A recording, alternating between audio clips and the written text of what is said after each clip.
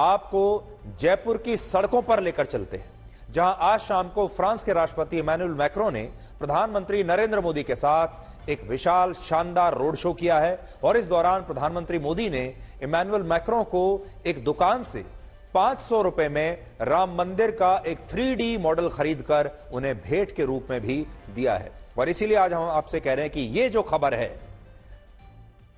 राष्ट्रपति मैक्रों के हाथ में राम मंदिर का मॉडल, अगर आप मुझसे पूछें तो आज की सबसे बड़ी खबर यही है, क्योंकि इस तस्वीर के बहुत मायने हैं।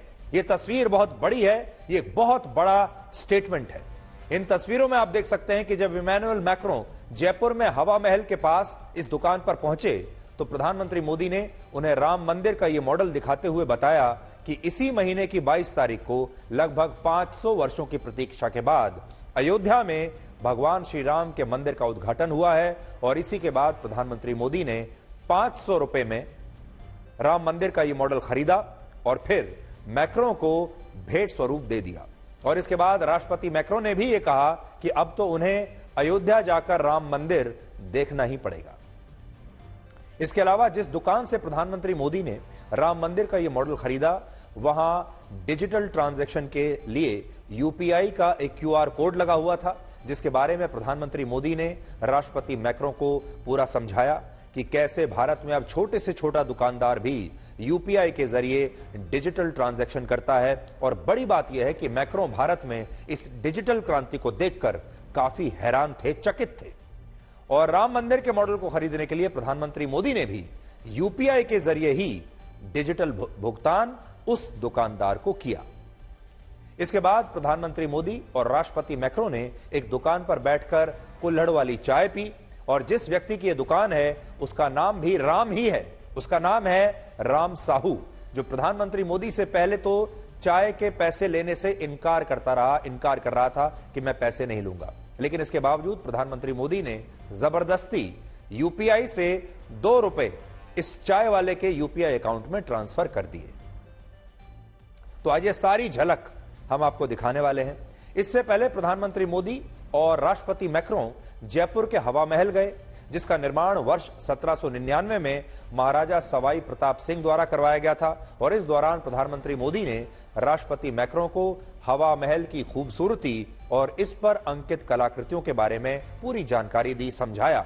और मैक्रों को यह हवा महल इतना पसंद आया कि वो वहां काफी देर तक रुककर हवा महल की इस खूबसूरती को देखते रहे।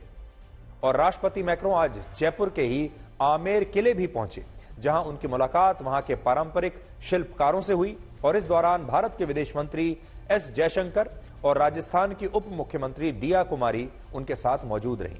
और भारतीय छात्रों के एक समूह से भी वहां पर मैक्रों की मुलाकात करवाई गई। और इसके बाद प्रधानमंत्री मोदी और राष्ट्रपति मैक्रों ने जयपुर में ही 1.5 किलोमीटर से भी लंबा एक रोड शो किया। और इस रोड शो में जितनी भीड़ थी, उतनी भीड़ को शायद मैक्रों पहली बार इस तरह से सड़कों पर देख रहे थे। तो आज जिस तरह का प्यार, जिस तरह का सम्मान, जिस तरह की हॉस्पिटैलिटी मैक्रों को मिली है राजस्थान की राजधानी जयपुर की सड़कों पर, यह शायद उनके लिए एक नया अनुभव रहा होगा। आज आप इस बात को भी सोचिए कि क्या जयपुर के लोगों ने भी कभी यह कल्पना की होगी कि एक दिन फ्रांस के राष्ट्रपति उनके शहर में आएंगे और फ्रांस के राष्ट्रपति जयपुर की सड़कों पर इस तरह एक रोड शो करेंगे। जयपुर के लोगों ने भी कभी इस बात की कल्पना नहीं की होगी। वो ये तो सोचते होंगे कि मोदी उनके यहां सड़कों पर आ सकते हैं, रोड शो कर सकते हैं, देश के दूसरे नेता आ सकते हैं, लेकिन यह कल्पना उन्होंने नहीं की होगी कि एक दिन वो अपने घर का दरवाजा खोलेंगे या अपने घर की खिड़की खोलेंगे और सामने सड़क पर उन्हें फ्रांस के राष्ट्रपति इमैनुअल मैक्रों दिखाई देंगे और वो एक खुली गाड़ी में बैठकर हाथ हिलाते हुए जयपुर की सड़कों से इस तरह गुजर रहे होंगे। तो जयपुर के लोगों के लिए आज ये एक बड़ा हैरानी जैसा, एक जिसको हम अंग्रेजी में कहते हैं प्लेजेंट सरप्राइज जैसा अनुभव था। अब आप देखिए।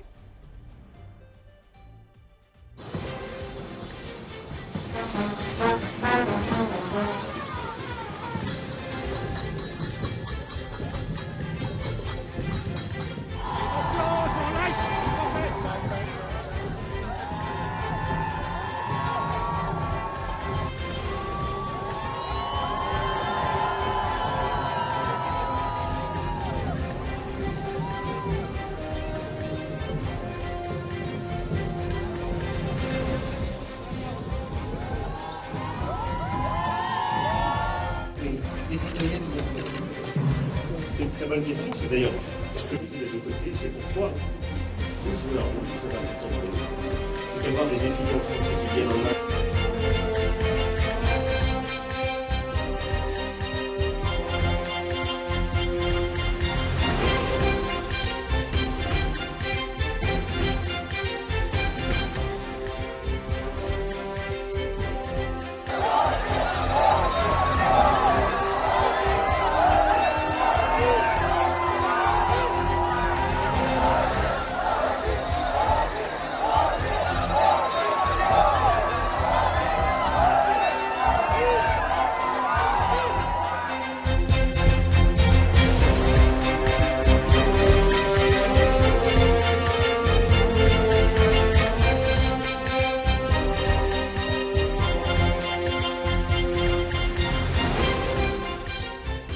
Most environment.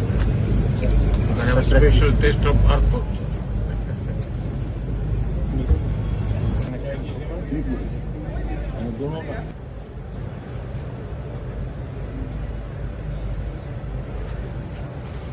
Already paid. He's got it. And you got a confirmation there. धन्यवाद देते हैं हमारी पूरी फैमिली का। लाई थी कुल्हड़ के बारे में बताया। कुल्हड़ के बारे में उन्होंने बताया कि जो आजकल प्लास्टिक डिस्पोजल के जो चलते हैं उससे बहुत ही बेटर रूप में ये चीज है, ये यूज करके ओनली वन टाइम यूज करके फेंका जा सकता है। आपने पेमेंट कैसे लिया उनसे? जी पेमेंट हम लेना नहीं चाहते थे। वो वहाँ से मंच से इधर आए तब दुकान के अंदर घुसे। उन्होंने हमारे जो हैंडीक्राफ्ट डिस्प्ले हैं इसमें ज्यादातर हमारे वुडन हैंडीक्राफ्ट्स हैं। वुडन हैंडीक्राफ्ट्स के बाद सामने जो हमारे कपड़े के हैंडीक्राफ्ट्स हैं जो अंदर गए नहीं है, यहाँ से ही उन्होंने पूरा नजर देखी है। जो हमारे कपड़े के जितने भी हैंडीक्राफ्ट्स हैं उनके बारे में पूछा। पूछने के बाद यहाँ तक कि जो फ्रांस के राष्ट्रपति हैं उन्होंने ये तक पूछा कि ये कहाँ बनता है, कौन बनाता है। ये सब पूछ के उनकी नजर इस पे राम मंदिर के मॉडल पे पड़ी। प्रधानमंत्री गई या राष्ट्रपति फ्रांस के उनके गई?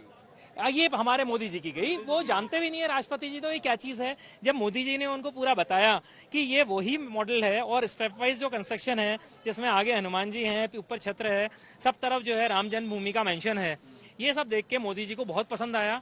पसंद आने के बाद उन्होंने ये जो चीज है वो हमसे परचेज करके और कितने में परचेज किया? ये सर इसका जो है हमारा 500 रुपए का जो प्राइस है बड़े वाले मॉडल का वो उन्होंने लिया। और भीम यूपीआई से पेमेंट? भीम यूपीआई जो हमारा ये भीम यूपीआई है, भीम यूपीआई यहाँ भी लगा हुआ था। ये डिजिटल ट्रांजैक्शन की ताकत जो दुनिया को दिखाना चाह रहे थे हमारे प्रधानमंत्री फ्रांस के राष्ट्रपति इमैनुअल मैक्रोन के सामने, वो 500 रुपए में राम मंदिर का मॉडल खरीद के ले गए। तो जयपुर के लोगों के लिए भी ये एक बड़ा नया अनुभव था, बड़ा दिलचस्प अनुभव रहा होगा जब फ्रांस जैसे देश का राष्ट्रपति उन्हें अपने शहर की सड़कों पर इस तरह नजर आया होगा।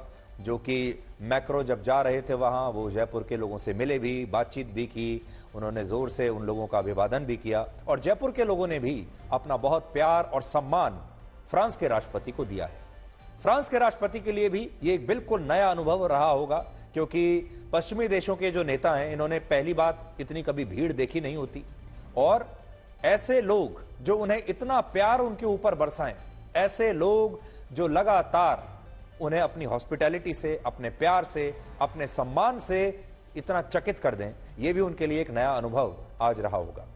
पहले जब दुनिया का कोई बड़ा नेता भारत के दौरे पर आया करता था तो इस तरह की जो यात्राएं होती थी या बैठकें जो होती थी दोनों देशों के बीच में वो राजधानी दिल्ली तक ही सीमित रहती थी, जहां इन नेताओं के लिए रात्रि भोज का या लंच का आयोजन हुआ करता था और कुछ बैठकों के बाद ये नेता दिल्ली से ही अपने देश वापस चले जाते थे या बहुत ज्यादा हुआ तो आगरा में ताजमहल देखने के लिए चले गए, इसके आगे कहीं नहीं जाते थे।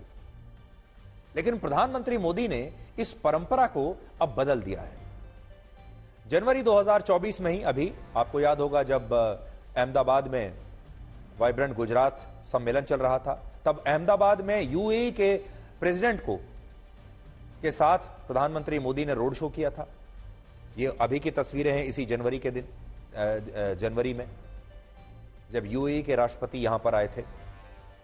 फिर वर्ष 2015 में जर्मनी की पूर्व चांसलर एंगेला मर्केल ने बेंगलुरु में, वर्ष 2015 में ही जापान के पूर्व प्रधानमंत्री शिंजो आबे ने वाराणसी में और फिर वर्ष 2020 में अमेरिका के पूर्व राष्ट्रपति डोनाल्ड ट्रंप ने गुजरात के अहमदाबाद में और फिर ऑस्ट्रेलिया के प्रधानमंत्री ने भी पिछले साल अहमदाबाद से ही अपनी भारत यात्रा की शुरुआत की थी।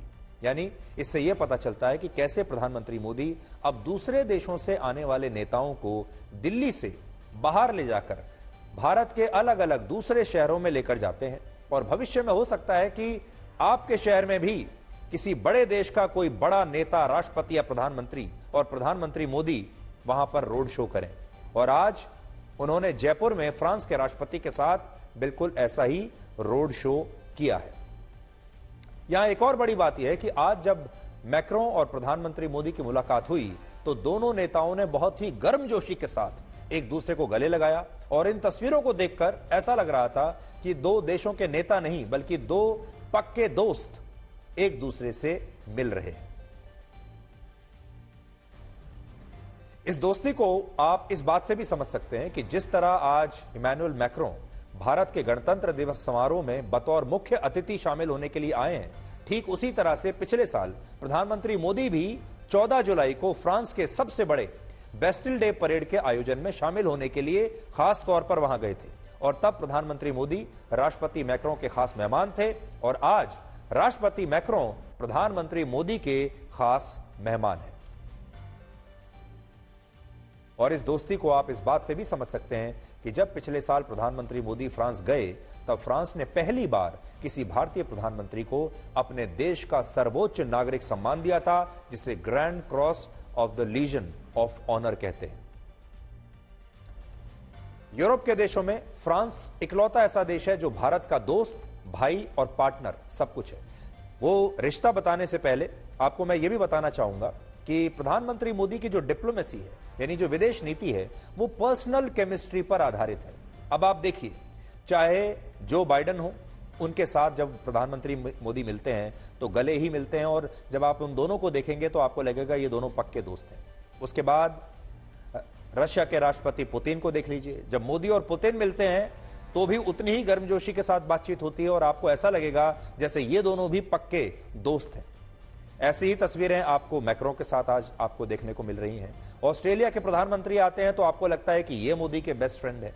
और इसी तरह दुनिया भर के जो बड़े बड़े नेता हैं, चाहे वो किसी भी देश के हों, जब ऋषि सुनाक आए थे वो भी केमिस्ट्री आपने देखी। तो प्रधानमंत्री मोदी की इन तमाम नेताओं के साथ एक पर्सनल केमिस्ट्री बन गई है। और वो पर्सनल केमिस्ट्री ऐसी है जब इन तमाम देशों के नेताओं के साथ, राष्ट्रपति, राष्ट्राध्यक्षों के साथ उनकी एक पक्की दोस्ती जैसी लगती है और वो आपको हर तस्वीर में नजर आएगा। चाहे वो किसी भी देश का राष्ट्राध्यक्ष हो, आपको उन तस्वीरों में एक आपसी प्यार, दोस्ती और सौहार्द अलग तरीके से नजर आएगा। और ये प्रधानमंत्री मोदी की एक नए किस्म की डिप्लोमेसी है।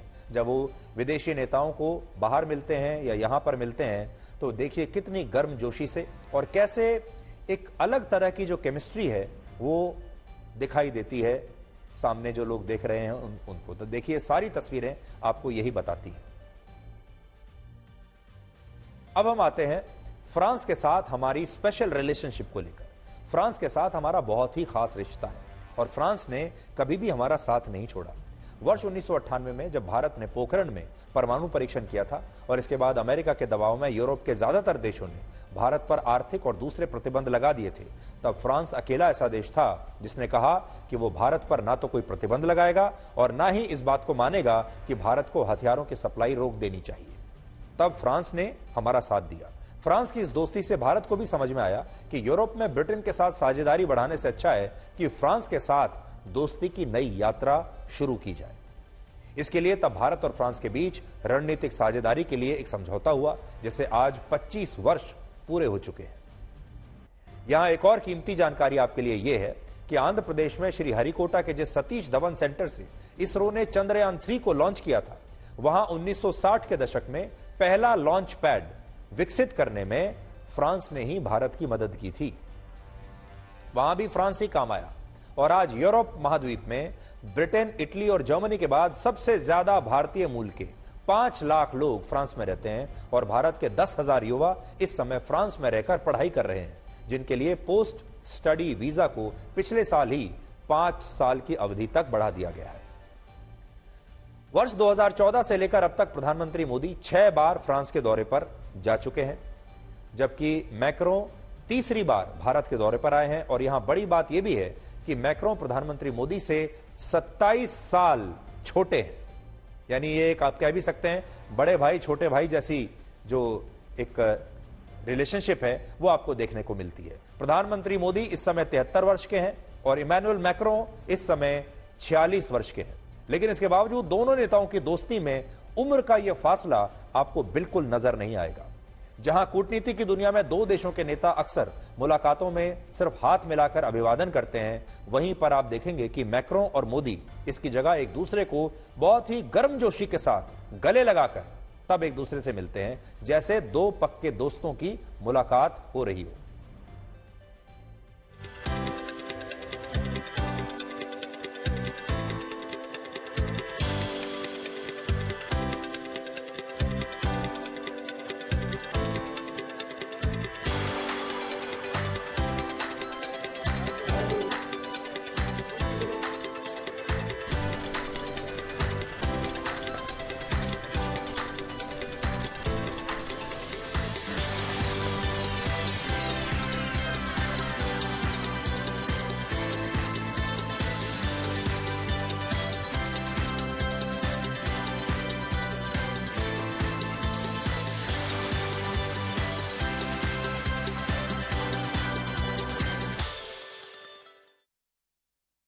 और यहां आपको हम यह भी बता दें कि हमारे देश की गणतंत्र दिवस के समारोह में मैक्रोन छठे फ्रेंच प्रेसिडेंट हैं, फ्रांस के छठे ऐसे राष्ट्रपति हैं जिन्हें हमारे देश में गणतंत्र दिवस के समारोह पर मुख्य अतिथि बनाया गया है। तो इससे भी आपको यह पता चलता है कि भारत और फ्रांस के बीच जो रिश्ते हैं वो कितने गहरे और मजबूत रहे हैं। राष्ट्रपति मैक्रोन प्रधानमंत्री मोदी को अपना सबसे घनिष्ठ मित्र बता चुके हैं और वो अक्सर अपने भाषणों में प्रधानमंत्री मोदी को माय बेस्ट फ्रेंड कहकर संबोधित करते हैं। और प्रधानमंत्री मोदी भी राष्ट्रपति मैक्रोन को दोस्त कहना ही पसंद करते हैं। और भारत की फ्रांस के साथ ये दोस्ती सिर्फ दिल वाली नहीं है, बल्कि फ्रांस के साथ हमारी दोस्ती दिल के साथ साथ डील वाली भी है। यानी दिल की गहराई तो है ही, लेकिन इसमें जेब की गहराई भी है। भारत पूरी दुनिया में रशिया के बाद सबसे ज्यादा 29% हथियार फ्रांस से खरीदता है और रफाल लड़ाकू विमान भी भारत ने फ्रांस से खरीदे। और अब तो भारत रफाल सीरीज का एक खतरनाक विमान भी फ्रांस से खरीदने वाला है, जिसे रफाल एम यानी रफाल मरीन कहते हैं। ये फाइटर जेट भारतीय नौसेना के लिए होंगे, जिन्हें आईएनएस विक्रांत और आईएनएस विक्रमादित्य जैसे युद्धपोत पर तैनात किया जाएगा। और भारत और फ्रांस के बीच 3 सबमरीन्स को लेकर भी एक डील हुई है, जिनका निर्माण पहले हुई एक डील के तहत भारत में ही होगा। यानी भारत और फ्रांस के बीच दिल का नहीं बल्कि डील का भी मामला है। और यहां एक बड़ी बात यह है कि मौजूदा समय में इस्लामिक कट्टरवाद दोनों देशों के लिए एक बड़ी चुनौती बना हुआ है। ये एक कॉमन बात है दोनों में। फ्रांस वही देश है जहां वर्ष 2020 में पैगंबर मोहम्मद साहब का एक चित्र दिखाने पर सैमुअल पैटी नाम के एक टीचर का, स्कूल टीचर का सिर तन से जुदा करके हत्या कर दी गई थी। और हमारे देश में भी नुपुर शर्मा का समर्थन करने पर 2022 में कन्हैया लाल नाम के एक टेलर का सिर तन से जुदा कर दिया गया था। भारत की तरह फ्रांस के लिए भी इस समय सांप्रदायिक दंगे एक बहुत बड़ी चुनौती बने हुए हैं। हालांकि फ्रांस और भारत में अंतर यह है कि फ्रांस भारत की तरह लोकतांत्रिक देश है, लेकिन बड़ा अंतर क्या है? इसके बावजूद, लोकतांत्रिक देश होने के बावजूद वहां स्कूलों में हिजाब पहनने पर प्रतिबंध है। लेकिन हमारे देश में अभी ऐसा कोई प्रतिबंध नहीं है और सुप्रीम कोर्ट भी इस मामले में अब तक कोई निर्णायक फैसला नहीं दे पाया। यानी जो प्रतिबंध हमने कर्नाटक में लगाने की कोशिश की थी और वो लग नहीं पाया हिजाब को लेकर, वो फ्रांस पहले ही कर चुका है। कहने का मतलब यह है कि फ्रांस भारत की तरह धर्मनिरपेक्ष देश तो है और बड़ा धर्मनिरपेक्ष देश माना जाता है, लेकिन विडंबना यह है कि फ्रांस में तो धर्मनिरपेक्षता के लिए स्कूलों में हिजाब पर बैन लग सकता है, लेकिन हमारे देश में जब ऐसा करने की मांग होती है तो इसी बात को धर्मनिरपेक्षता के खिलाफ बताया जाता है। इसलिए आप खुद सोचिए कि दुनिया के 2 बड़े लोकतांत्रिक देशों में 2 अलग अलग तरह की धर्मनिरपेक्षता कैसे हो सकती है।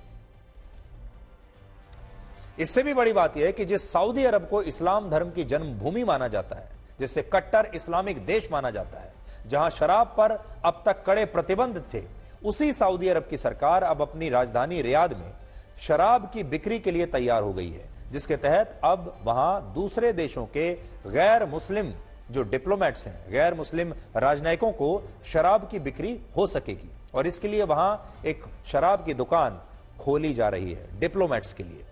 सोचिए, जो सऊदी अरब की इस्लाम धर्म की जन्मभूमि है, वो देश समय के साथ खुद को कितना बदल रहा है, लेकिन भारत में जहां लोकतंत्र है, वहां हमारे ही देश में अभी भी पुराने जमाने के धर्मनिरपेक्षता के ख्यालात चल रहे हैं।